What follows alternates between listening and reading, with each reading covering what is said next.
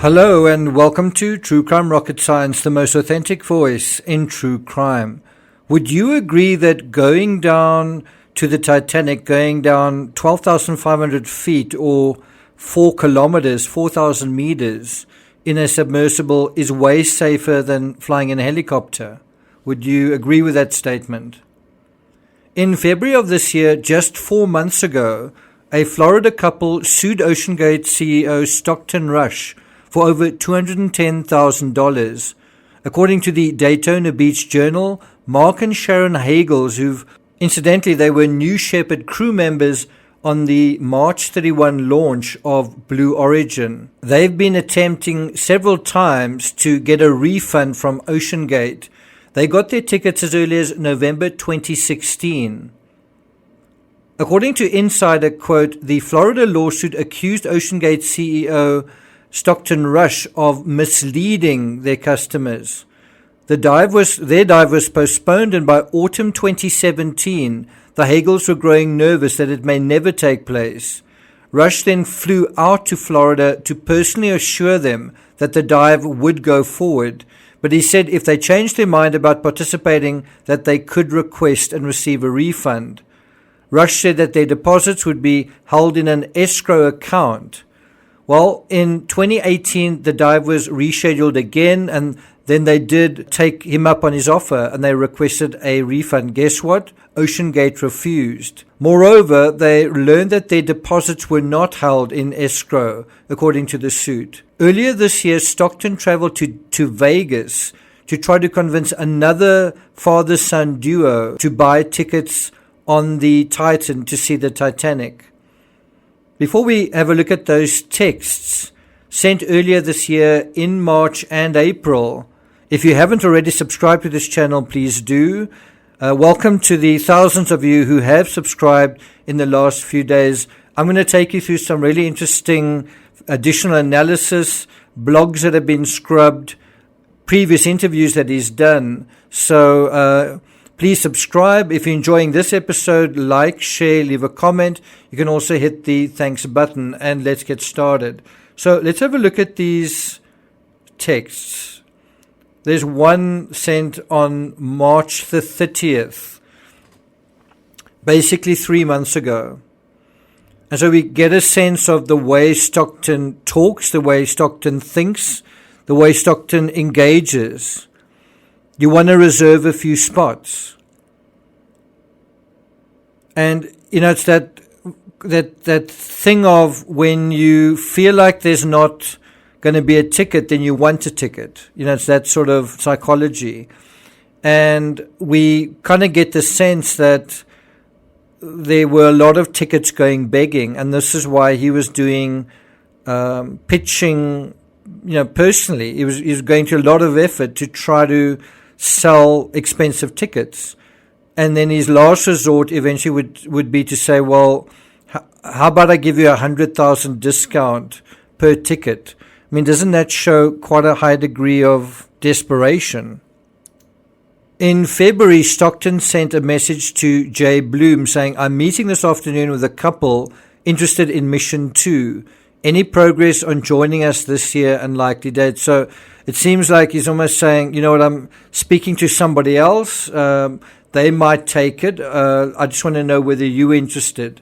And so the response is a kind of muted interest. My son's friend researched what could go wrong, and it put a little scare into him. And then he says, I'm excited to have a video call with your son and kind of talk him out of it. And he actually says, I'm curious what the uninformed would say the danger is and whether it's real or imagined. Quite a little bit of a contemptuous tone there, wouldn't you say? On the same Friday the 3rd, Stockton texted, yeah, very stupid. The pressure is over 100 million pounds. No sperm whale or squid is ever going to be able to mess with the sub. While there's obviously risk, it's way safer than flying in a helicopter or even scuba diving. Do you agree with that? Do you think going in a submersible to that depth is safer than scuba diving?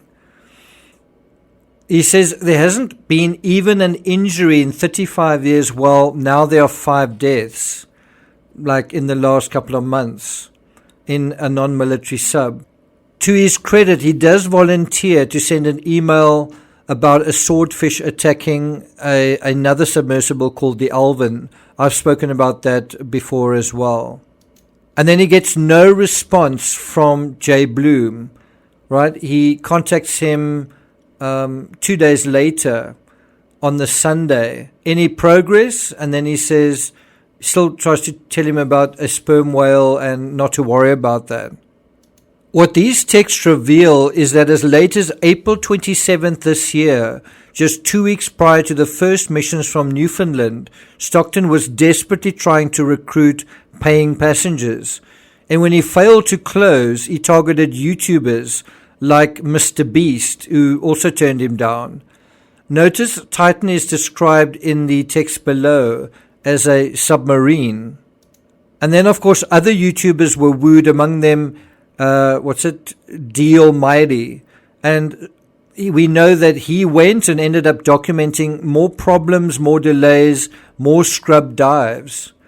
And have a look at these the merch that D Almighty's got on his back here in the backpack. I mentioned earlier how Stockton had spent a lot of money on getting the surface stuff done, the promotional stuff, the branding, the logos, the PR. Like he's thinking about the future. He's anticipating. But is he doing that at the expense of the present? He's dreaming, right?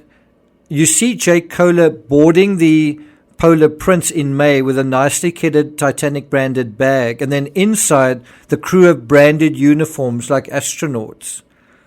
All that is fine. Doing that is fine if your operation is above board. I mean, if the equipment works, if the equipment's safe, if the equipment is functional, if the craft is working in working order, if your finances are healthy enough to pay for merch and marketing on top of the running costs, then it's fine.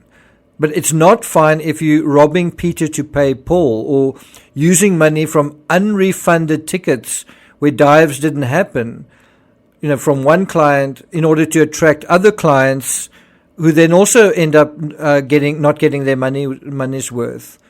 And so you end up with a pressure cooker situation. So why was it happening? I think that's quite a good question. Why was all of this happening? Well, according to Jay Bloom, when Stockton approached him in Vegas, he even offered him a $100,000 discount off each of their tickets. He said, he was really passionate about his project. He was an incredible believer in what he was doing, but he was drinking his own Kool-Aid. There was no talking him out of it. He didn't seem to have or be prepared to have second thoughts about anything. And so Jay Bloom said, I don't think Stockton understood the risk himself, or didn't want to understand the risk. But what was in Stockton's Kool-Aid? Was it all a dreamy-eyed love of nature, the ocean, and shipwrecks? It can't be, because he started off as a pilot who wanted to be an astronaut, but was turned down when he failed a night test. We know that his wife has some kind of affiliation, some kind of relationship where family members of her perished on the Titanic. So suppose one could say indirectly there's kind of a relationship with the sea and with this particular shipwreck. As early as 2017, Stockton revealed he wanted his submersible to prove to deep-sea oil and gas mining companies that his tech could help them make more money. According to Insider, he aimed for the vessel to eventually help him obtain contracts with companies mining oil and gas from the ocean. Now, although this hardly seems like someone who loves Mother Nature, I suppose you could say he's just trying to find a way to make this enterprise work. I suppose you could also say, could this be someone bent on exploitation, or at least helping industries that exploit resources, exploit nature, to do their thing? It does seem to be a lot of it does seem to be about money, doesn't it? According to Insider, Rush, the grandson of oil and gas magnate Ralph Davies, was interested in oil and gas reserves, diamonds, and rare earth minerals in the deep ocean. That's according to an article by Fast Company. Perhaps Stockton did inherit an enterprising bone in his body.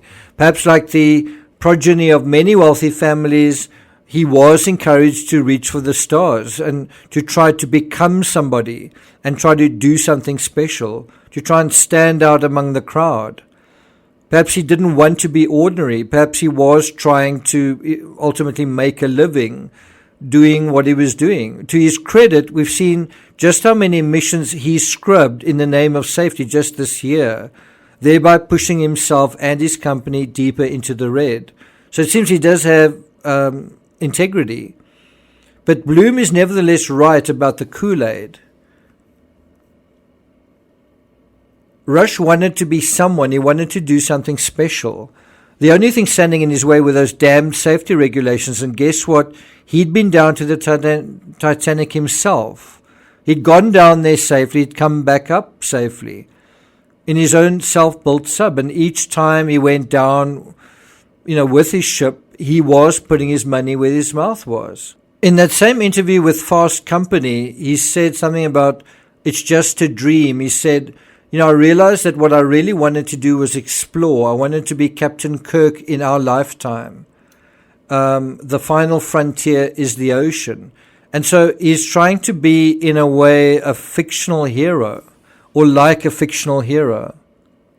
And in that sense, I don't think he's that different from many of us.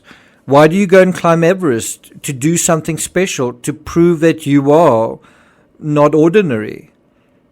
His interests and passions may be different, but we can all get selective about reality when it suits us. We want to find reasons to do. We want to find reasons to make it happen. We want to find reasons to have that heroic adventure, not reasons or worse excuses not to. I think, if anything, Stockton underappreciated just how challenging and dangerous and thus expensive extreme deep-sea diving actually is. We see this lack of appreciation or underappreciation in his failure to have any emergency plan in place if things did go wrong. The Kool-Aid he was drinking was, imagine if everything goes right. But the missing ingredient was to imagine with just as much sensitivity, what if everything went wrong? And it seems certainly in this season, he had fair warning. He'd been warned by his own employees, I think by the Explorers Club, by various consultants, and of course by the vehicle itself. He knew the carbon fiber was an experimental material, and he decided he knew better. Some innovators like Elon Musk have proved they do occasionally know better, and they sometimes defy convention, they defy what others think and expect. They defy the cynics. Well, as long as they stay away from social media. So what is this? What are we dealing with? Is it exceptionalism? Is it entitlement? Is it blind ambition? What makes it more difficult to turn back is when you've made big statements and promises on camera, to the media, in interviews, to big shot YouTubers, to your own social media, and then when the mission starts and you're heading towards your long-anticipated hero moment, to eat humble pie in front of the millions watching. Thank you for listening, and I'll see you guys next time.